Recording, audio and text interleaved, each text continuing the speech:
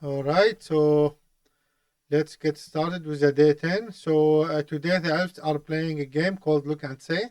They take turns making a sequence by reading aloud the previous sequence, and using this they are reading the next sequence. For example, 211 is read as 1 2, so it's 1 2, and then 2 ones, so we write it as 1 2 2 1. Okay, nice. So look and say sequence are generated iteratively using the previous value as an input for the next step. For each step, take the previous value and replace each run of digits, like 111 with the number of digits followed by the digit itself. Okay, so for example, 111 we have frequency of 3, like 3 times, and then the digit itself is 1. So yeah, it gives me an idea how we will implement it. And 1 becomes 1 1, and then 1 1 becomes 2 1, so we go one by one. And starting with the digits in your puzzle input, apply the process 40 times.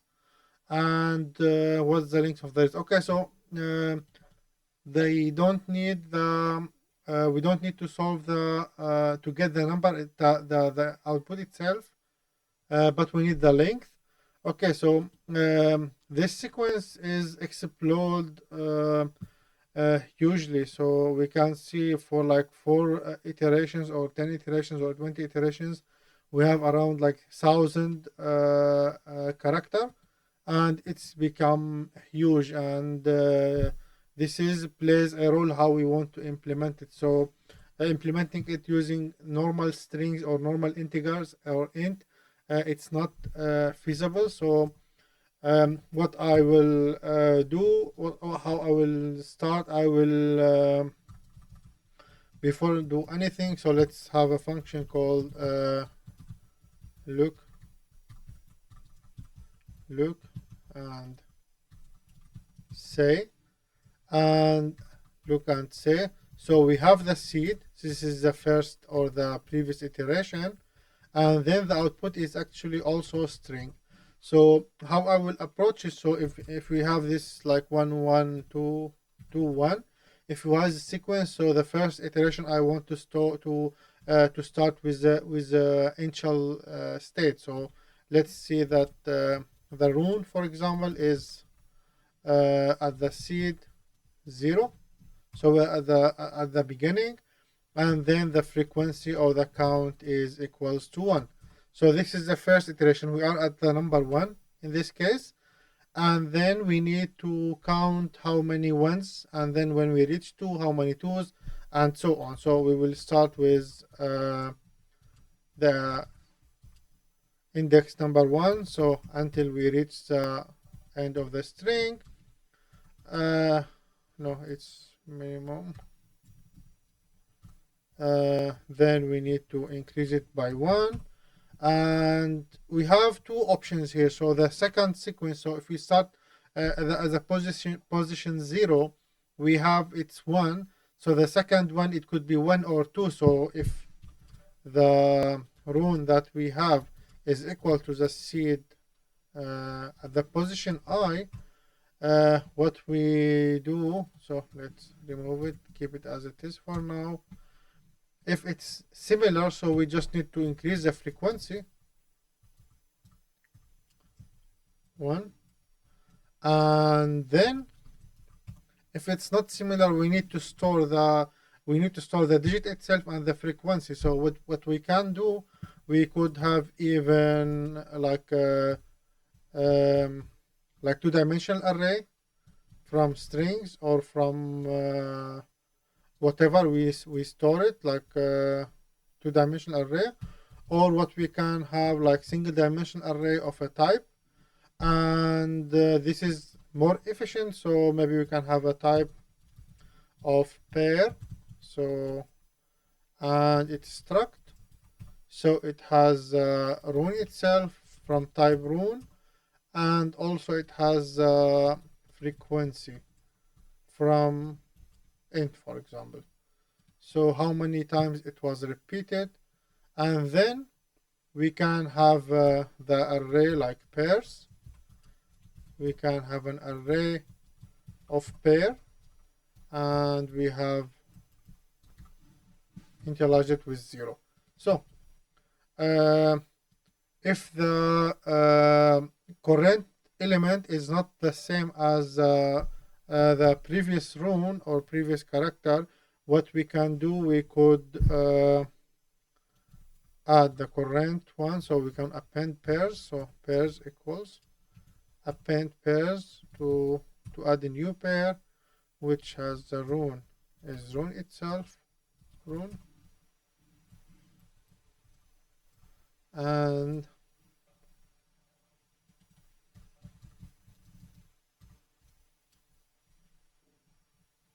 so it's rune. We should have rune, the rune, and then the frequency is frequency. So what's the issue? Operation cannot call variable. I think we have to save them as a byte. So this is a type byte. So actually we can save it as a byte because the implementation here doesn't matter much. So we can keep it as it is. We can keep it as a byte. So run is byte. Okay. Okay. And what we need to do, we need to have the next iteration. So the next iteration is the rune, we give it the seed at I, and then we use the frequency, we reset the frequency to 1. So we repeat this until we reach the end of a string. So the first iteration, we have 1 here, and we have the frequency 1. Though the first iteration in the loop, it's become frequency 2. Then we add when we go to the third one, the third one is not equal. So what we need to do, we add it to the pair. We put the rune is a 2, okay, and then we use a frequency, and then we have 2, 2, and then we save it. Okay, nice until now. When we reach at the end of the loop, we will have a case where we will not add the element, so we need to add the element at the end of the loop. So we add, this is for the last elements group or per se. Okay, so since we are dealing with a huge amount of numbers, so we can have it to 2 solutions. So first of all, first solution, we can have an output from string, and then for each pair in range pairs, for each pair, what we can do, we can use the output equals format.Sprintf. Yes, printf. So this is the same as a printf, but instead of printing it in the standard output, it's returned to as a string. So we need the first element is the previous output. So we put the previous output, then we put the digit, like how many times we put the frequency. So this is should be the pair.frequency, and then we want to print the rune itself. So we just print the character and then pair.rune. Okay, so seems correct, and then we return the output. Let's test it. So let's say part 1 equal look and say the input, and then we print it part 1. So now it's string, but the actual output later will be changed. So we have this one like 1 2 1 1. So this should be 1 1 1 2 and 2 1. So let's try to run it. It's 1 1. Okay, correct. Then 1 2 Nice. So this is 2 1. Okay, this is correct. Let's have another example. So let's choose this one, and then we have this one. So it's 3 1 2 2 1 1 3 2 3 1 2 2 1 1 3 1 2 2 1 1. Okay, so this is correct. Now we need to calculate for the actual input of the puzzle. So what we need to do, we need to repeat it 40 times. So what we do, we could have the okay, so previous input is the input itself. So we can do this because strings are not manipulated. We cannot manipulate it. Is read only in Go. So we can have a for range 40, and then what we can do, we can have previous string equal look and say the previous one. So we repeat it for the 40 times, and then what we have is the length of the previous. So instead of d, we do it p, length after 40 iteration. Let's see how it is. And then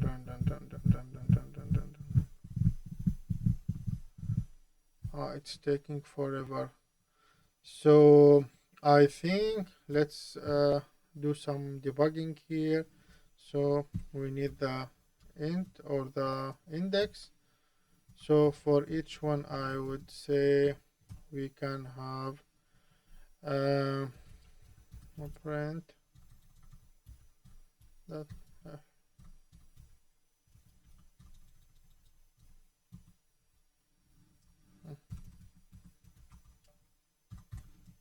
so it's correct now from printf. What we need the iteration itself. So we need to from 2 we need to print the digit. Length is also d. So the first one is the iteration and the length of the previous one. Okay, and then we need to go one line. So see how it's performing. Okay, so it's slowing down after 37 because we see like we have like 200,000 lines and almost 3,100 lines. So what I will do, so I will keep it to solve, see it's correct first, then we can improve the performance. Let's see. So it's 360. Let's copy it, see if I'm recording first. Yeah, I'm recording. Okay. Yes, nice, it's correct. So since it's correct, let's see the part 2. Oh, fuck, 50 times. Okay, so let's improve it first, then we can continue with this one. So instead of doing this one, so this is very slow. So this is first solution, very slow. What we can do, we can use something called string builder. So in Go, builder or string builder, var string builder from strings.Builder.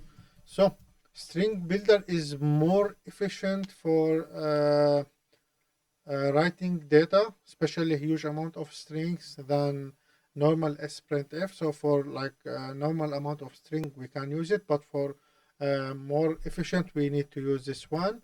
And we could actually use the same loop. So we use a pair from range pairs. And then what we can do, we use string builder dot write. So what we need to write first, we need to write the frequency. and then the digit itself. So the frequency, since we are writing byte, we need to convert the, so string build in strings, everything is as Unicode. So if you want to print, for example, the digit 3, we print the Unicode for digit 3. So we need to convert it to actual Unicode to write it. So what we can do, so we can have byte. So we need to convert to byte the number 0 plus the pair frequency. So what does this do? Converting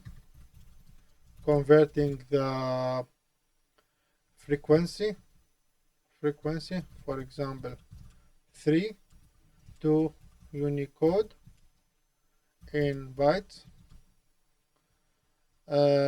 by adding the rune 0.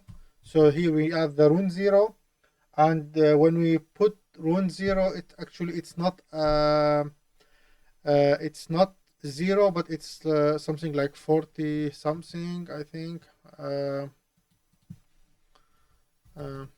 0 in Unicode rune go. So it's something 30 something. So we need to use 0. Yeah, it's 48, or it's 30 hexadecimal. So we need to have the character 0. So we need to see where's 0, and then we add 3 or 4. And since the game guarantee we don't have more than 3 or 4 repetitions, it's safe to use it. But for other options, we cannot use this one. So let's go to solution, and then we need to print the rune itself. So we need to print the string builder to write the rune, so which is in pair.rune.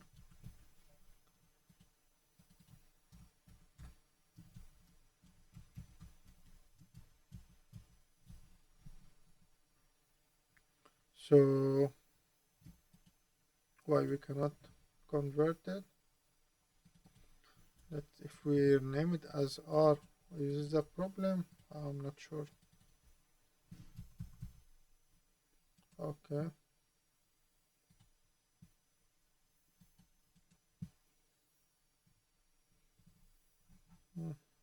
Name simple.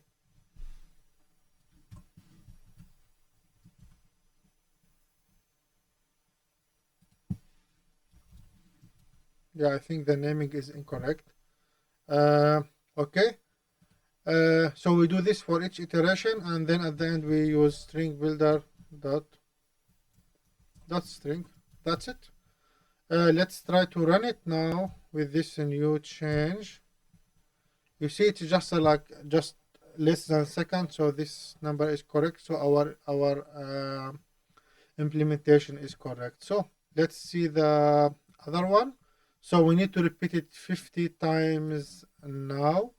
So what we can do, since we already have this is a 40 times, so part 1 is 40. So what we can do, we could have for range in 10, we do like plus 10 part previous equals look and say for the previous one, and then part 2 equals link the previous one, and then format.print if part 2 length after 50 iterations d. Okay, this is iterations, and then /n, and then since it's a digit, we do part 2. Yes. Okay, it's 500. No, it's 5 million. Wow. So we see like after 50 iteration, we have 5 million characters. And I think it's impossible to do it efficiently using the format print. So we need to use string builder. So I worked with builder before, and it's really, really efficient. So let's try if it's correct. Nice. So day 10 is done.